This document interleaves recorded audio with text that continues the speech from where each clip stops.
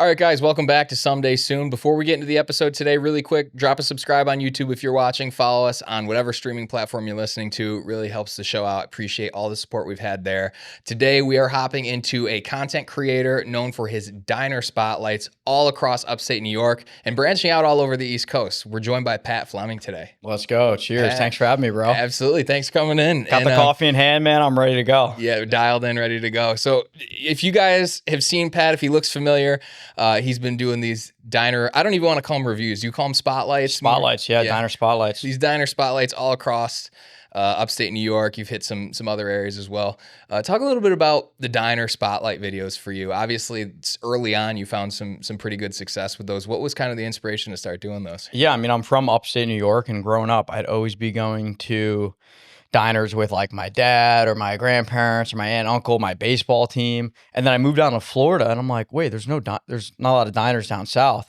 And then I kind of grew in my love and appreciation for like diners. So when I moved back to New York State, I was like, I got to spotlight these things. So I just started making videos and, you go to a diner and it's like half the people are old, right? Or they're just not there. There's just, it's like empty. It's kind of like a dying breed. And I was like, I wonder if I can bring the diner culture to these like next generation of TikTok and Instagram users. So that was kind of the whole idea. Yeah, I love that too, man. We all have these moments where we see something and we're like, man, I should have thought of that. And for you, like I'm a massive diner guy myself too. So when I saw your videos popping up and then to know that they're in my own backyard, I was like, this guy, man, like you beat me to the punch. It's great. It's great. But I love seeing the content, love doing it. So you start posting these, kind of as from what I gather from previous interviews, you just kind of on a whim, you just decide you want to start doing this and you find a pretty decent amount of success early on with some of the videos. What was it like to have some of the videos pop off when I'm sure at that point you're probably just, starting to get a grasp of how you're doing these things? Yeah, I'm super grateful for it. I had the fortunate benefit of the second video I posted did over 500,000 views. So, and then the third one did 500,000 and so on and so forth. So it was kind of like a little bit of like an overnight success as far as the viewership goes. But I think I just hit like a niche. I struck a nostalgia chord with people because who doesn't love a diner? Right. And the way I film too, I don't film like super fancy. It's not that well edited. I just kind of go in, I just like record the food. I try to say like one or two things that are funny and accurate. And then I leave, I keep it simple. And I think people like the authenticity of it. Yeah, 100%. And that's always an interesting thing. Like, it's like I'm a filmmaker. I do a lot of commercial stuff. It's always interesting when I'm talking to clients about they want to start doing stuff for TikTok, and it's like, okay, well, how much do we want to polish this up? Because a lot of the really high production value, like polished stuff, does not do well on socials because people just want kind of, this is what's happening, this is what the deal is, this is what it's going to look like if I see it, and so if it kind of falls right into the kind of the diner core, if you will, like like this is just these are the spots and this is what it is. But we'll get back to the diners and all that a ton later. But let's take it back a little bit. Before that for you, growing up, you said you're Troy, New York native, born and raised. What was growing up like for you? Did you always kind of have this, idea in your mind you might have this kind of creative passion to pursue? Yeah. I grew up in Troy. I've always been a little bit on the more creative side. I actually went viral on Vine back in the day, believe it or not. Went viral on I'd made some like dumb videos when I was in like 8th or 9th grade. And then I wrote this like super silly rap when I was in 8th grade that also kind of went viral. And then I like never honed in on like my creative side. I was an athlete. I was like really involved in the sport of wrestling. And I took a step back from like the creative stuff. And then in college, I got back on Twitter and, started posting some stuff and that did well too. So I've kind of been like in and out of the creative space. And then I realized I took like 4 or 5 years off from like posting anything creatively online. And then I was like, I don't want to get old and look back and say, oh, I should have like pursued that creative side of me, and I kind of just like didn't pursue it at all for 4 or 5 years. And then a year ago is when I started posting more and more and kind of leaning into that creative side. I think everybody has a creative side to them, but it's really easy to not want to let it out, right? Because anytime you create something for other people to consume, you're being vulnerable and you're basically like putting yourself at risk for your artwork to look dumb, right? For lack of a better word. So I think that I let that fear kind of hold me back. But yeah, I always had a little bit of a creative creative edge. Right. Yeah, I definitely get you with the people often like even people that are like I'm sure even at this point sometimes you probably catch yourself being like, do I want to post this? Do I want to it takes a lot of courage just to kind of put yourself out there, especially early on when you don't really know what the response is going to be. You don't know if people are interested in what you're talking about. But I think we can definitively say like you're a perfect case study of this. Like you love diners, you make videos about diners, other people who like diners find you. And like, so I think that can kind of go for everything. Like whatever your thing is, pursue it, make content around it. I'm sure you could find your community out there that's for it. Yeah, for sure. I mean, people ask me all the time. They come up and they're like, "Oh, dude, I'm thinking about starting content. Like, what do you think I should do?" And or like, "I'm just nervous to do it," or something like that. And the top 3 reasons people don't start posting content, even though they want to start posting content, is they're scared of what other people may say, they're scared of what other people may think, and they're scared of what other people how they might treat them. I'm like, dude, you're scared. It's all in relation to other people. I'm like, put that stuff to bed, man. Worry about yourself and just start posting like whatever you have. Some people are like great cooks and they could just start posting that at home and it would do millions of views. Right. But the fear just stops so many people. 100%. Yeah. And it is interesting because that is the thing. And like another thing we have to remind ourselves of frequently is like people do not think of us as much as we think they do. Oh, like yeah, everyone's living their own life. Like think about, because people are worried about, what this person who follows me on Instagram from high school might think. It's like, how often have you thought about that person? Right. Like in the last 10 years once, like who cares what they're doing, Yeah. I was trying to convince my dad to do the ancestry online. And he's like, oh, I don't want to send my saliva into the internet. I don't want to. I'm like, dude, nobody cares about you. I'm like, what do you think?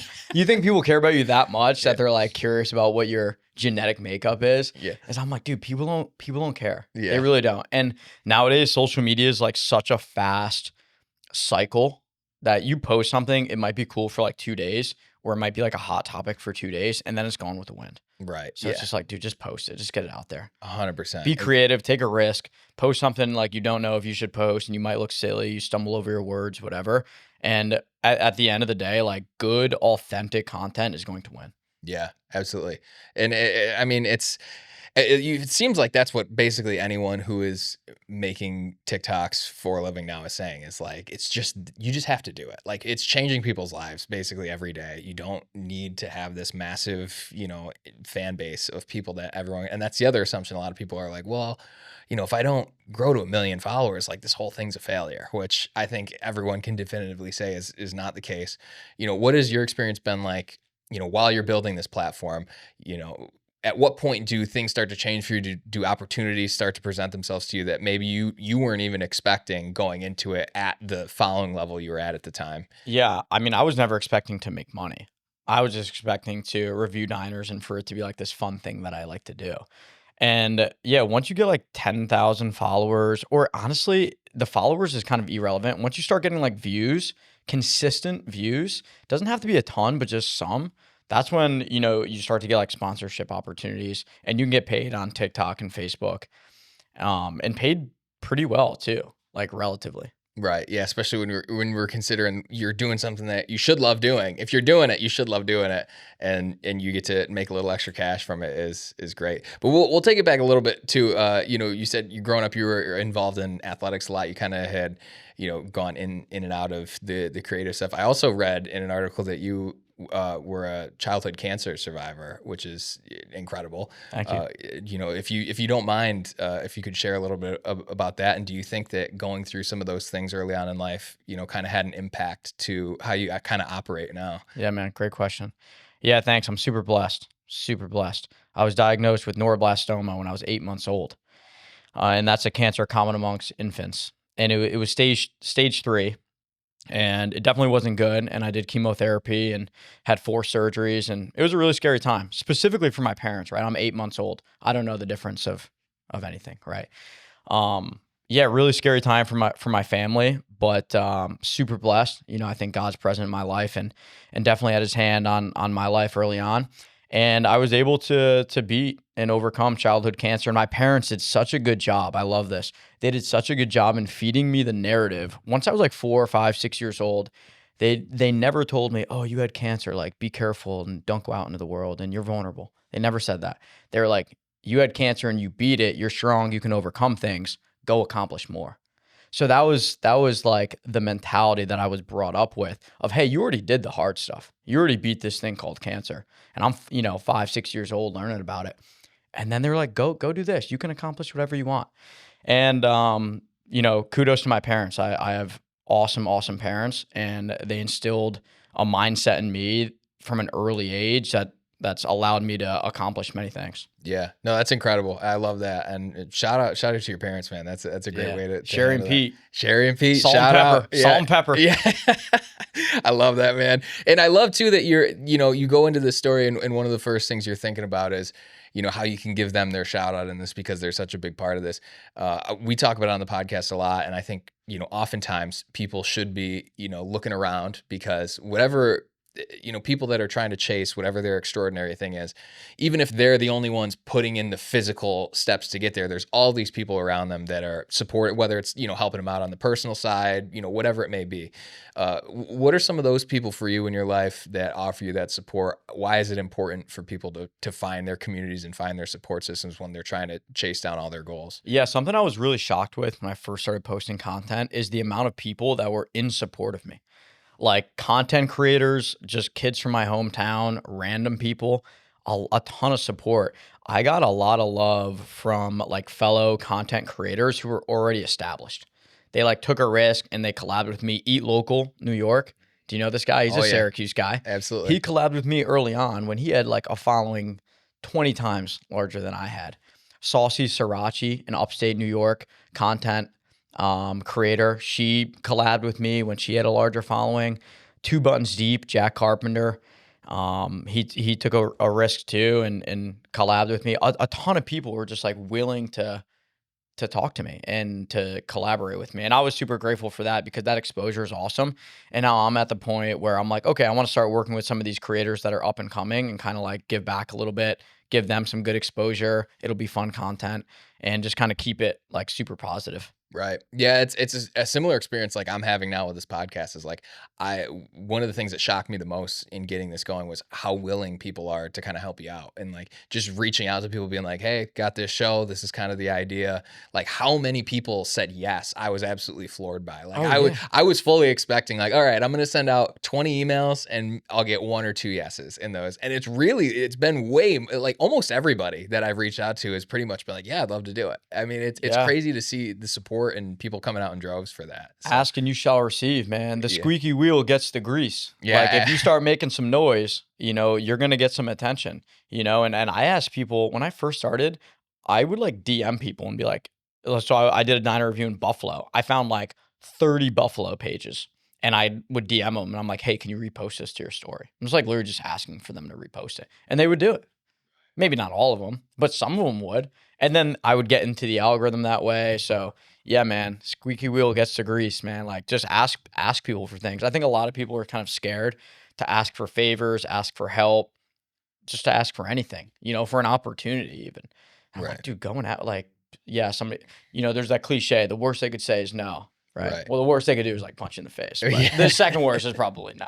Yeah. But it's like, whatever, man, just roll with it, 100%. Yeah. And the more you ask, the more you network, the easier things become. The amount of opportunities. And that was sort of another thing of me with starting to do this podcast is like, okay, at absolute worst, it's a great opportunity for me to meet people, build a network and, kind of grow the filmmaking side of my business into whatever I want it to be.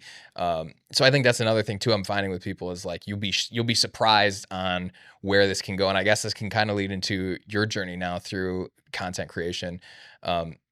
Oftentimes people start to put together the pieces of like, okay, this is actually what I've been driving towards this whole time and I didn't even realize it. Have there been some opportunities or maybe you've decided to pivot one direction or another based on, just kind of having a realization later on, like, oh my God, I've been building towards this thing that I didn't even know that I'm kind of at the footsteps of right now. And what are some of those things going forward that you're looking to kind of push your content towards? Yeah, I think I was so focused on the diners for a long time for good reason, right? Because the diners is what kind of gave me the success early on. And I just think I stayed a little bit too hyper focused. And then I started to branch out more and I did like a cold beer review where I go around, I put like a thermostat in beer and like measure the temperature. I started interviewing people. Like I did street interviews from just like in the street talking to random people who are like, got a couple drinks in them. And then I just started doing more personality based stuff too, like rating high school mascots or posting just like funny little things. So yeah, for me, I was like initially scared to post the diners, but then I did that. And I was comfortable posting diners, but then I was scared to post other things that were more like personality based, right? So that was like where my fear was. But now I'm starting to overcome that and take more risks outside of just the diners, and posting the personality stuff or posting like interview or something like this, right? Like you're talking to me for 45 to 50 minutes. The chances that I say something dumb is 100%, right? Like there's no way I can go 50 minutes without saying something I regret, Yeah. right? So, but I'm like, I'm not going to let the fear of that one thing I say wrong stop me from an awesome opportunity to talk to you for 50 minutes. Appreciate that. Yeah, no, that's awesome. And, yeah, that's great, man. I love that. That's a great. And, obviously as we talk, you do it, the diner stuff is you've traveled and you've done some stuff in different places, but it is upstate New York based. And I talked to Eddie Brennan, who's the CEO of 1911 and Heirloom and all these, and Beacon Skiff. And he talked a lot about people being super supportive of local brands. And it's like a really cool thing in upstate New York, especially. I feel like people are super, if it's an upstate New York brand or an upstate New York person, like we are very quick to back those people. Yeah. Do you have thoughts about building your brand kind of outside of the upstate New York scope? And if so, what would that look like? Or are you more keen to just kind of keeping it as this is like this local hometown thing that I found great support in, and I'm going to kind of keep the truck rolling that way? Yeah. I mean, the dream for me is to do 50 diners in 50 states in 50 days and to travel around the US and film and vlog the entire thing. That'd be the goal. I want to take it beyond upstate New York for sure. Because there's diners, great diners in every state, But yeah, no, I want to take it everywhere, but I definitely have my feet dug in upstate New York. I'm an upstate enthusiast. I mean, come on, man. There we all go. roads lead to upstate New York. Yeah. Maybe not all, but some do. Yeah. And yeah, I mean, it's like supporting local is definitely an upstate thing. And for good reason. Like the local restaurants, the local spots, they're the best. You will not catch me going to a Starbucks to get a coffee. You just won't. I just like won't drink a coffee. Yeah. Or yeah. For the most part. I'm right there with you. I'm right there with you. 100%. I'm like, let me go local. I'd rather go local and support somebody who's like grinding away. Because at one point, Starbucks, I'm sure, was a local business. Right? And it's like, good on them. You guys made it like big time.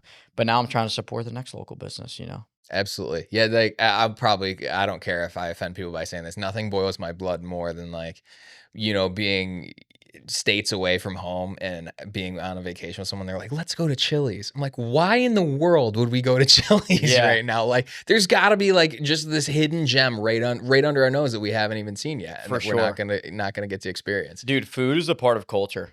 It's such a big part of culture. And whenever I travel, I'm like, let me go get some food.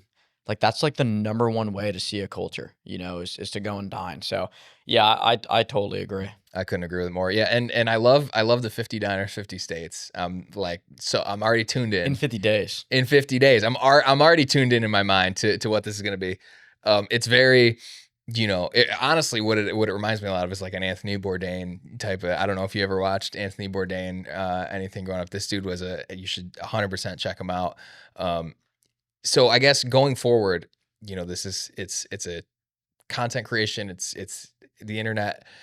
Is there a world where you see attempting to take your show to a more traditional network, like a Food Network or something? And what would kind of be the drawbacks to doing something where, the scope is now going to be narrowed to you're focusing on food. Like this is the thing is food. Whereas, in a world where that show exists, is it just focusing on the food? Is it the whole experience? Is it like a documentary? What do you kind of see that as? There's a vision that I have to have a television show or a documentary style series where I go around to different diners in the United States. And not only do I capture the food, but I capture the story around the family that owns the diner. And I go to a city, maybe I do 1 or 2 diners in that city. And I go and I talk to the owners of these restaurants, and you'll realize that it's been passed down for like 3 to 4 generations. And they're like, oh, my grandfather started this restaurant with these recipes, blah, blah, blah. And there's these beautiful, unbelievable stories to these diners that exist all throughout the US. So I would love for a network, for example, to pick up that idea where I go around and I talk to people. Yeah, I'm going to eat the food and review the food, but I want to talk to the people too, because they have the most interesting stories, and ultimately they are what's behind the good food that you're eating. Absolutely. Yeah, the stories. And that's something that going forward, we again talk a lot on the podcast about, like, in a world where people are worried about AI or worried about all these other things. Like, people's stories are what we're always going to have. Like, no, bar none, no matter what happens in the future, what we have is the unique stories that we carry. So I love that idea so much. Hope to see it Thanks, through. bro. Me too. And even, taking a step kind of in the middle there, you've also developed a talk show, Diner Dialogue. You talked a little bit about what has been the thesis behind that show. Kind of, having these more sit down interviews. You've had some awesome, guests on the show already.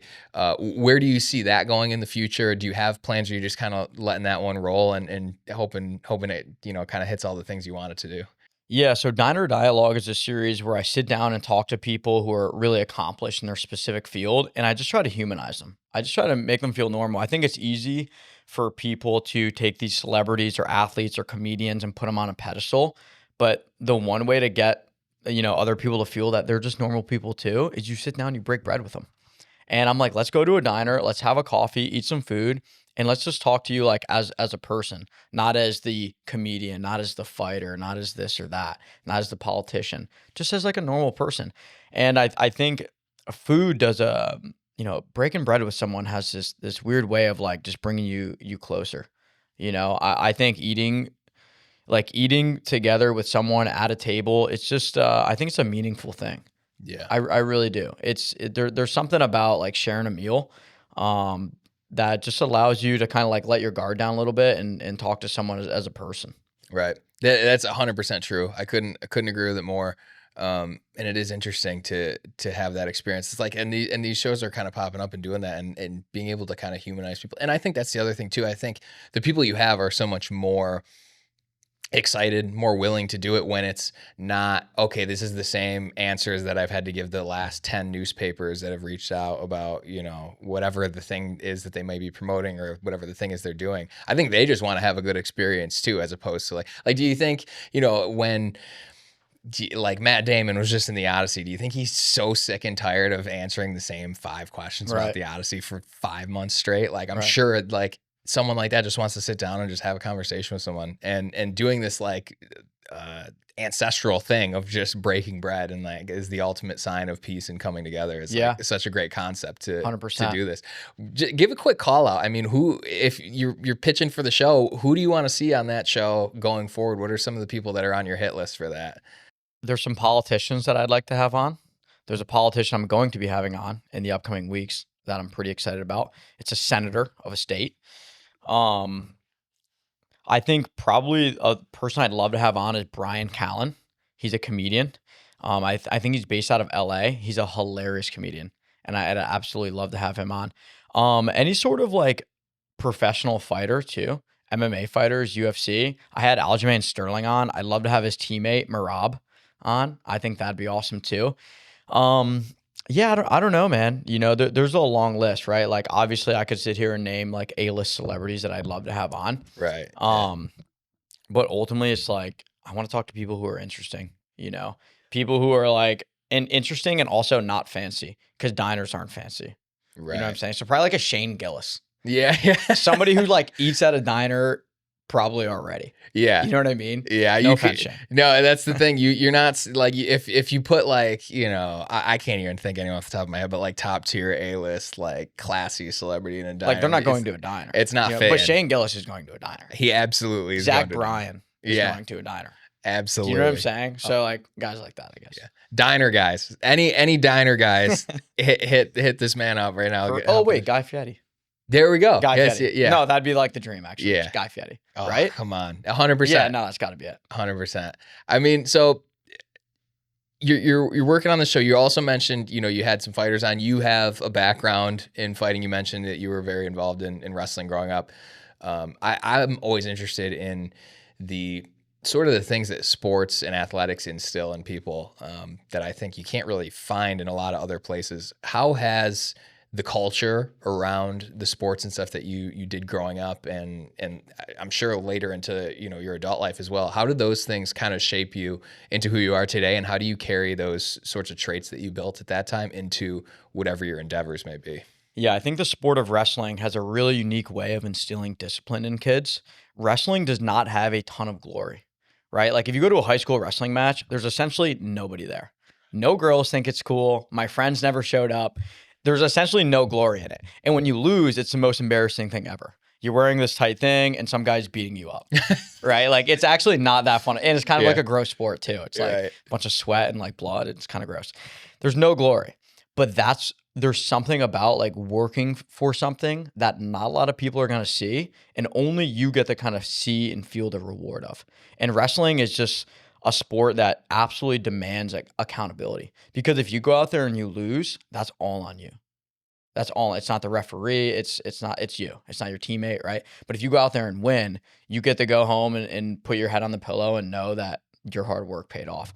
And I think wrestling, I think it's the hardest sport in the world. I've done, you know, I fought in boxing. I competed in jiu-jitsu. I wrestled for 9 years, and I did baseball. I did soccer, all these other sports. But wrestling's the hardest sport in the world. I really do believe so. I know there's some talks around like hockey being like one of the hardest. And I'd agree, it's super, super difficult sport.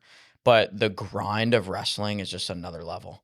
And it's a 24/7 sport where when you get off the mat, like your work just started, because now you have to diet, you have to cut weight, you have to go home and run more. Where it's like in these other sports, yeah, maybe the practice or games are hard, but at least you can go home and relax. Where in wrestling, it's like, dude, that's around the clock. And I think that the sport of wrestling instilled a discipline in me that allows me to stay focused on a goal over long periods of time. Over long periods of time. Yeah, and that's something that certainly as we get more and more into the social media age, it gets harder and harder because we're so used to everything being at the tips of our fingers. Like these long term visions and these long term goals setting is like some of the hardest things for people, is just being able to see past tomorrow. Yeah, you know what I mean. So it's great to have that kind of like built into your meta, like really going into all this. Have there been times throughout the journey now where, I don't want to say you've thought about quitting, but some road bumps along the way that you've just have really kind of knocked you down? You know, what were some of those experiences like, and how did you kind of kick the momentum back in your favor? Yeah, I think about quitting every day. For the record, I think about quitting every day. Every day I'm like, I do not want to be on social media, you know, because it's tiring. But then, you know, that's just like a negative thought, that whatever, you have negative thoughts all the time. So, but yeah, there's been some roadblocks. Like I posted some stuff that like maybe didn't hit. And like I thought they were gonna do great views and they didn't. But I don't let any of that stuff bother me, man. Really. Yeah, I mean, yeah, no, I guess there's been some roadblocks, but it's like I don't even think about them, man. I really don't. I'm just like, have you seen the photos of me like leaning forward, like yes, forward energy? I call that. I gotta ask you about those too. What is tell me about them, because I've seen them. Forward energy is an emotional posture expressed in a physical way, right? So I essentially lean forward, and it's like you can feel forward energy. And it's kind of like this funny, goofy thing, but it's a mindset. It's like regardless of what happened, I'm moving forward. My energy is forward, and whatever. I kind of had a way to like animate it and make it funny, but it's seriously like the way I think. I'm like, oh, this happened. Oh, I don't care. I'm moving forward. Like everything's forward. So it's forward energy all 2026. Yeah, we got to get a photo too. You get the lean photo. We gotta get I would be honored to get a lean photo. You gotta show me the proper posture for this. But do you know what I'm saying though? Does that make sense? 100%. I know it's a little bit like, what's this guy talking about here? But there's something there. Listen, I am all for, well, I should say it this way. I am against any sort of mindset shaming that there is out there. Like, it's completely normal for, like, you know, an NFL player to headbutt his helmet 10 times on the sideline, because that's just how he gets amped up. But the minute that someone has whatever their practice is to get their mindset right, like, that's a weird thing to do. I do not subscribe to that. I'm all for it. I think whatever it takes to get everyone in the right place. Oh yeah, dude. How do you manifest? What do you do? Do you look yourself in the mirror and say you're awesome, you're great? What do you do? Probably should. You know, I probably should. That's a good question. I think I do frequently kind of picture, like, I think I work backwards, and I think I recommend a lot of people do this, and I'd love to hear your take on it too, of picturing the life you want. Like, the thing is like, I'm a filmmaker. I love this. Like, this is my life. There's not a world where I retire because I just love doing it so much. But at the same time, I have to kind of picture, like, what do I want my dream life to look like outside of this? And then how does everything kind of fit into that puzzle? So instead Yeah. of saying like, oh, I'm gonna, you know, my life is I'm a failure unless I win an Oscar. Okay, well now every minute of every day, the only thing you're doing is trying to win an Oscar, and Yeah. that's not going to get you there. Like, it's not going to be healthy. You have to maintain these other relationships. So I think trying to kind of reverse engineer, like, this is the life I want to live as it surrounds the thing that I love doing, is like trying to picture how it all fits together in this kind of large puzzle. Yeah. So I guess I'm kind of like trying to be my own puzzle master in my mind. Is Let's I guess go. This guy's a guru right here. Yeah, Man. This guy's a guru. that is the absolute kindest way to say what I just the mess of words I just put together. No, that was good. That was good. Yeah, I think a lot of people like they're always looking for the answer, right? It's like, oh, what's the answer? I'm like, dude, you gotta learn how to ask the right question. Like nobody's asking themselves the right questions. It's like a lot of times they're so focused on finding the answer, but it's like the answer to what, man? You got to ask the question. For you, the question is, what do I want my life to look like? Right. You know, for me, like I always, I made a habit of listening to my thoughts. It's this thing I like adopted in early of this year that I've like really honed in on. I'm like, listen to what you're thinking and try to like conceptualize that, compartmentalize what you're saying and in what it means to you, and then ask yourself another question after that. So what'll happen is I'll have this idea, let's just say, of like, I need to do something outside of the diners, as an example, as a hypothetical. The next question is, what could I do outside of the diners? Then the next question is after that, what else do I like? What do I find interesting? What could I explain very well? And now I'm like, okay, now I'm actually getting somewhere. And then you like continue to hone it in by like these certain questions that you're asking yourself. Right. Does that make sense? Absolutely. And I think that what it reminds me of is I don't do that, but I'm definitely going to try it now. But my kind of version of that has always been, I think people need to allow themselves to be bored more often and sit with their own thoughts and start, because that's the only way. If you're filling every moment of your day with outside stimulus, like I love podcasts, I love music, I love all these things, but sometimes it's really beneficial to just say, all right, I got to be in the car for a half hour. Let's just rock it silent and just sit with our thoughts, think about where we are, what we want to do. And I think if more people did that, they'd have a clearer vision of where they want to go and what they want to do. 100%. Yeah. Yeah. Yeah. For me, dude, like whenever I take a shower, I'm just sitting there and I'm thinking. Yeah. You think, not even cleaning. Yeah. Just thinking. 40 minutes, dude, just thinking about stuff.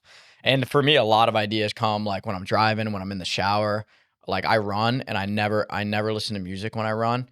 And that like allows the mind some space. So yeah, I mean, there's a ton of like techniques that you could, people could do. But at the end of the day, dude, nobody really is working that hard anymore. So if you just start doing something, you're going to be ahead of like 80% of people. Yeah. It's like, dude, just do something. Literally taking the first step puts you in front of. And honestly, when I was going to start this podcast, one of the stats I was shocked to hear is, it's some wild number. I'm going to misquote it 100%, but it is like in the realm of 90% of podcasts do not have more than 3 episodes.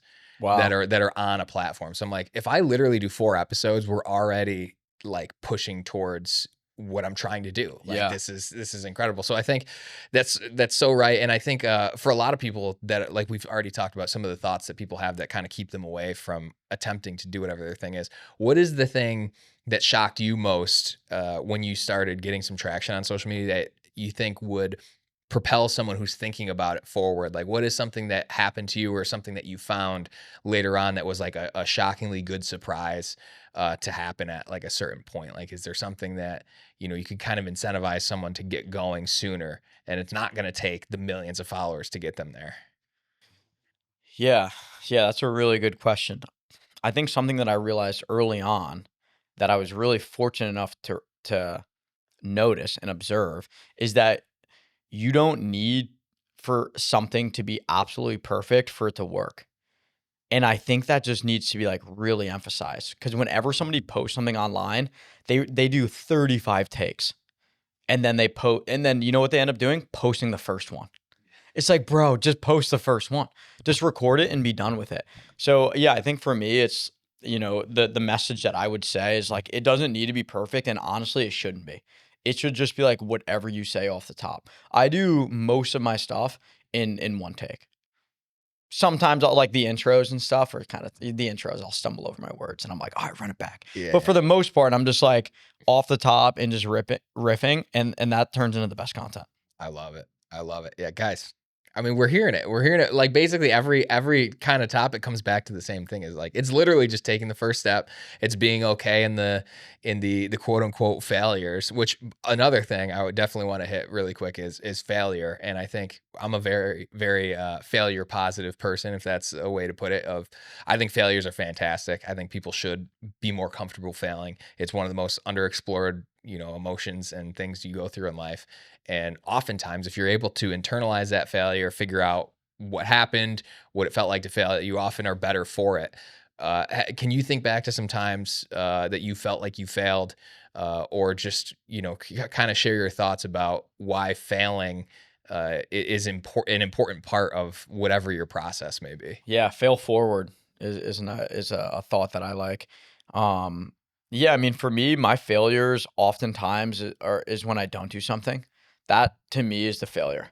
So like whenever I post something and it flops, I'm just like, whatever, it didn't work. I wouldn't even consider that a failure. Like it's a true failure for you to have an idea or a passion or some sort of drive to do something and not doing it. Like, dude, that is so sad. Like imagine being like however old, like whether you're 25, 35, or 95, and you're like, I've had this idea for 5 years and I did nothing about it. That is devastating. That's like the saddest thing ever. And I'm like, damn, dude. Damn. Yeah. And I was like, I never want to be that guy. Right. I always want to be one like, oh, yeah, I tried. Yeah, maybe it worked out, maybe it didn't, but at least I gave it an effort. And yeah, dude. Yeah, people don't try. I'm right there with you, and I think if you asked a wide variety of people that are closer to the end of their life, 95% of the things that they would say they regret are things they didn't do, as opposed to things they did and screwed up or things that didn't go right. Like how many times out of 10, is it going to be you're going to talk to someone, they're going to be like, I should have done this or I should have done that. Yeah. It's never like I did this thing and it didn't go exactly as I planned, and so now I'm worse off for it. Like it's so rare that these things happen. I think these are the things we have to keep reminding ourselves going forward as we try to pursue whatever extraordinary thing we're going after. Yeah, well, like people get embarrassed and then they let like that embarrassment. Do you get embarrassed easy? Not anymore. I think that's another thing that has been certainly before the podcast, just from having to put my filmmaking online, of like, this is like a thing that I worked very hard at and I think is like representative of where I'm at this point. Yeah. And now it's like, it's yours to judge now, kind of exactly thing. Yeah. And I there was a little bit of a curve just because I wasn't on camera a ton before doing the podcast, but how quickly it fades too. Of course I sit down to do my first podcast, I'm like shaking, I'm sweating, and I'm like, because it's just you're in an uncomfortable situation. But by like episode 2 or 3, it's like this is just the process now. Yeah. And I'm just now at this point, I'm able to just kind of really just lock into whatever I'm sitting in. Heck yeah. And it's just through the process of doing it and trying to get better every time. Yeah. So what makes you nervous? Oh man. I'm sorry. I'm flipping the script here. You are flipping. I love it. Oh man. What makes me nervous? Man, that's like a, I don't know what makes me nervous. I feel like now I'm gonna spend the rest of my day like questioning this for myself, because Do you not get nervous? I certainly do. I think you know what? I still get nervous before a shoot. Like every time I'm on my way to a shoot, whatever it is, a client shoot or shoot a film or whatever it is, I'm nervous, and I don't think I'm nervous about the things you would think. Like I'm not nervous that like, oh, I'm gonna make this thing and it's gonna suck. I'm just nervous. I think you're just nervous because you don't know what's in front of you. Yeah. So I guess going into something not knowing how it's gonna end can be something that kind of kicks some nerves up for me. But again, it's like I guess it is definitely nervous, but it's not. You don't get nervous, bro. You can admit it. Yeah, that's definitely not true. This guy's cold as ice over here. I'll tell you, I I'm a recently engaged man. Congrats. Appreciate it. Yeah. And that was, so as we're sitting here, that was like a week and a half ago. Dude, let's go. Congrats, man. Appreciate it. And I was nervous as hell to do that. So for good reason. Yeah. I think those things like the big life moments, I think are nerve wracking, you know, but it's more, I think that's another thing is like being nervous and being excited are pretty much the same physiological response. Like you get a little shaky, you get a little sweaty, you're kind of thinking on it. So I think if you can kind of just shift it and kind of convince yourself that you're excited more than anything. Yeah. I'm sure all these things are actually me being nervous, but I'm just like telling myself that, it's not. I guess that's what we're trying to do. Just keep lying to yourself. Yeah. It works. Sometimes lying to yourself does work.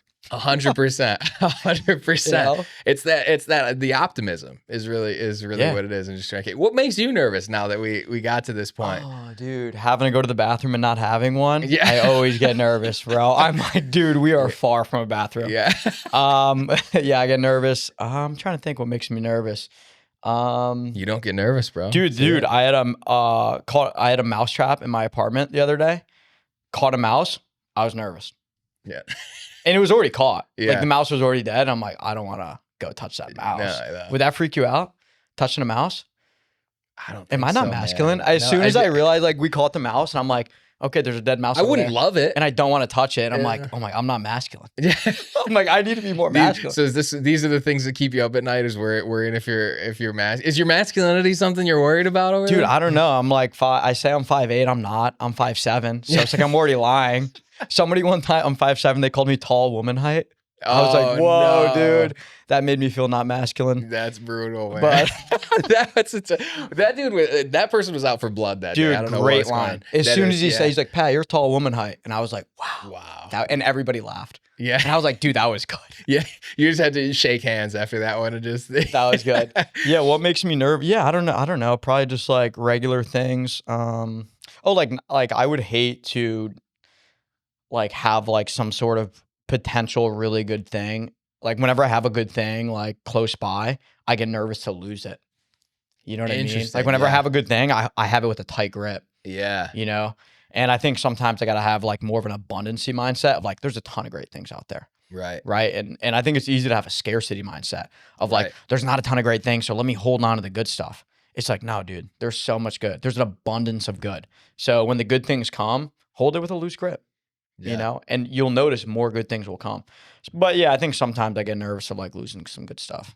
Yeah, I think I'm with you there for sure. And I think you realize more that just the fact that you did the thing and you already have the thing is like you're already better for it. Like the next opportunity will come just inevitably based off the fact that you've had these other ones in the past. So it's kind of like, and instead of feeling like, oh, I've built this thing and now I got to hold on forever. It's like, well, this at minimum this is a stepping stone to get me to the next thing. Yeah. And I think that's another thing we should remind ourselves of more frequently as we go and try to keep forward. It's again, the optimism, the positive, the lean forward. Yeah. Dude, forward energy, all 26, bro. Energy. We are moving forward, man. I love it. Well, that'll bring us right to, it's the closing tradition of the show. Pat, okay. Thank you so much for coming on. But the show's called Someday Soon. So for you, what falls into that someday soon category and how is that thing going to keep propelling you forward towards some of your long-term goals? It's a good question. It's a really good question. What was the last person you had on? What was their answer? Let's see. Well, we had anybody. Well, we've had some music artists that have been going on tour. So, you know, they've talked about the tour. We had Daniel Walcott on, who was a professional hockey player, talked about his, you know, making the move post career. Who else? A lot of business people have talked about, you know, the next phase of their business and where they're going. Yeah. I think someday soon you'll see on my social media that I will take more risks. I will do more things and I will face more of my fears of showing more of my personality, being more vulnerable, you know, trying a new piece of content. For me, that's the growth is trying more, doing more and getting uncomfortable again. Yeah. I like that a lot. I think you showed a lot of your personality today, and I feel like you know, at least from the outsider's perspective, you felt pretty comfortable in going for it. So thanks, I appreciate you taking the time. Appreciate you coming down. Let everyone know where they can find you, what they should be looking out for. Yeah, on all social media platforms, Pat Fleming official. I do Another Day, Another Diner. I do cold beer reviews. I rate mascots sometimes, and I just try to do some silly stuff, but I keep the energy moving forward. I love it. Love it. Pat, thank you so much for coming on. Guys, thank you so much for watching. Feel like a terrible person now because now we're at the end of the episode, and I didn't even give a shout out to Sticky Rice Studios for hosting us again today. We'll have to move this back up to the top. But shout out to Sticky Rice Studios. Hit them up for your podcast needs here in Syracuse, New York. Guys, we will catch you next time.